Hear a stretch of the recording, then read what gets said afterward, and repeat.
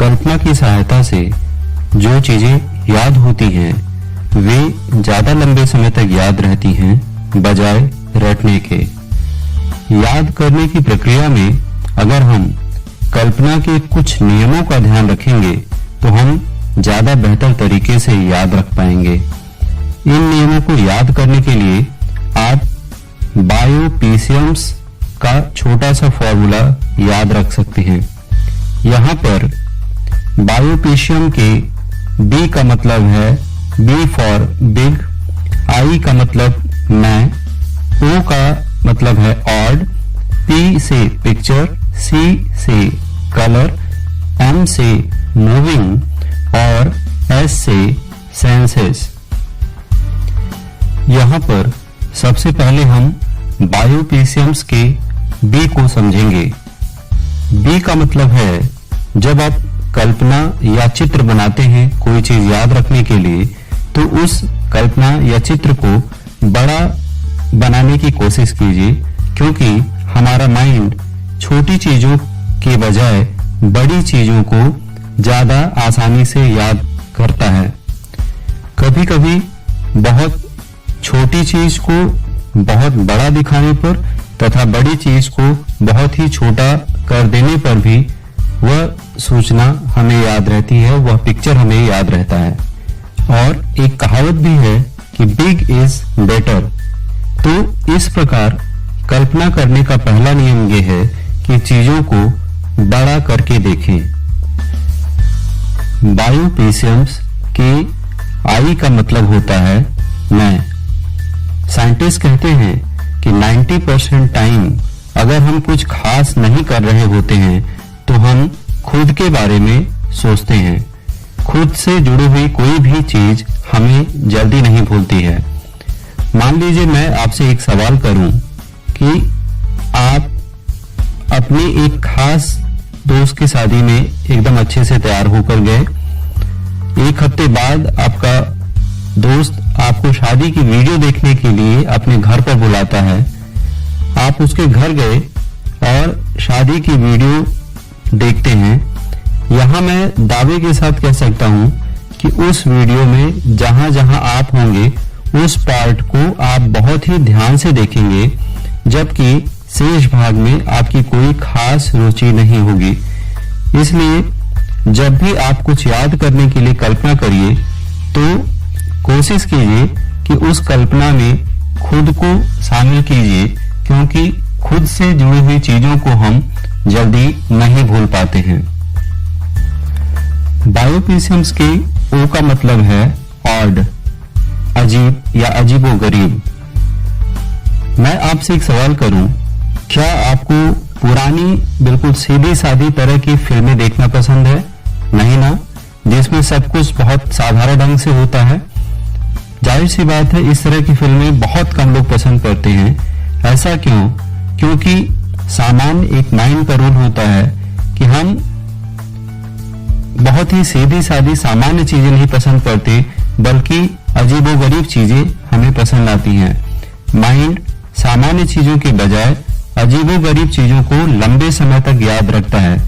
इसलिए जब आप किसी सूचना को बहुत अजीबोगरीब बना देते हैं तो वो आपके लिए याद करना बेहद आसान हो जाता है। और यहाँ पर आपको एक बात ध्यान रखनी होगी, जो जितना अजीबोगरीब होगा वो उतना ही लंबे समय तक आपको याद रहेगा। बायोपीसियम्स के P का मतलब होता है पिक्चर या चित्र। कहते हैं कि एक चित्र 1000 शब्दों के बराबर होता है।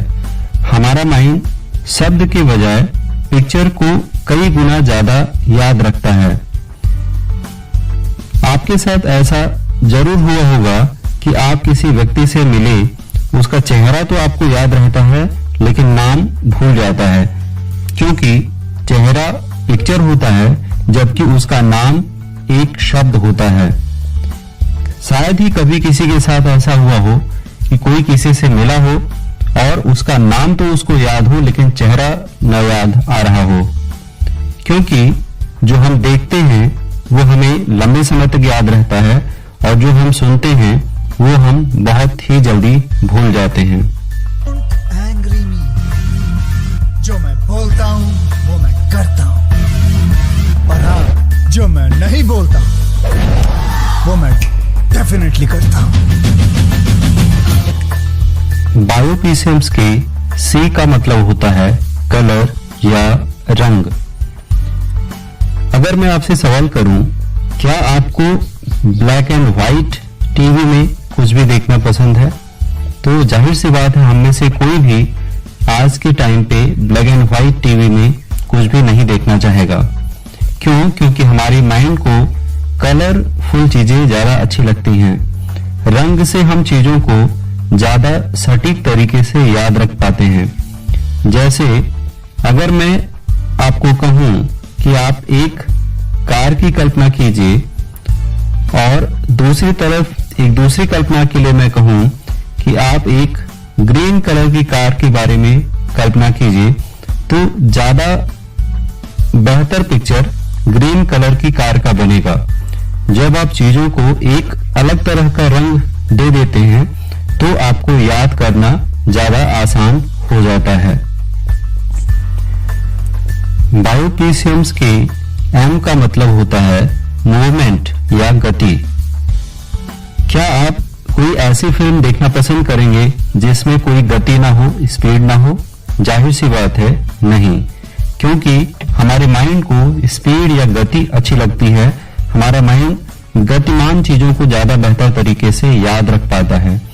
जब आप जो सूचना याद करना है उसे गतिमान कर देते हैं तो वो आपके ब्रेन में ज्यादा बेहतर तरीके से रजिस्टर होती है।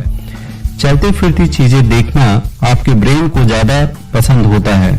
इसलिए जब आप कल्पना कीजिए तो उस कल्पना में जो पिक्चर या चित्र बनाइए उसको गतिमान करने की कोशिश कीजिए।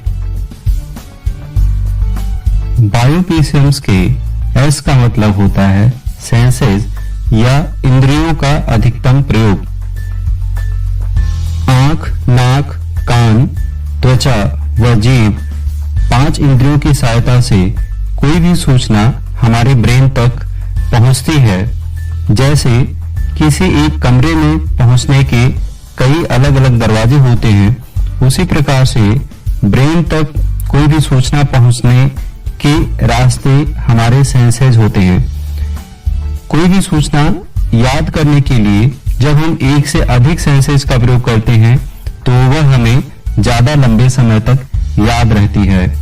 जैसे किसी पिक्चर को अगर हम आंख से देखते हैं तो उसको अगर हम नाक से सूंघने की कोशिश करें, कान से सुनने की कोशिश करें, उसको टच करें, फील करें और उसका टेस्ट करें तो वह हमें हमारे ब्रेन में ज्यादा लंबे समय तक रजिस्टर हो जाती है, ज्यादा स्ट्रांग तरीके से रजिस्टर हो पाती है। इसी के साथ साथ उस पिक्चर में जब हम अपनी फीलिंग्स को भी शामिल कर देते हैं तो वह हमें बहुत समय तक याद रह पाती है। जैसे आपके साथ कभी ऐसा हुआ होगा कि कोई मूवी देखते समय जब आपकी आंखों से आंसू आ जाते हैं तो वो मूवी आपके लिए बेहद यादगार हो जाती है, आपको बहुत लंबे समय तक याद रहती है। तो इसी प्रकार हमको भी कोई भी सूचना याद करने के लिए अपने सेंसेस का उसमें अधिक से अधिक इस्तेमाल करना है और साथ ही अपनी फीलिंग्स को उसमें शामिल करना है।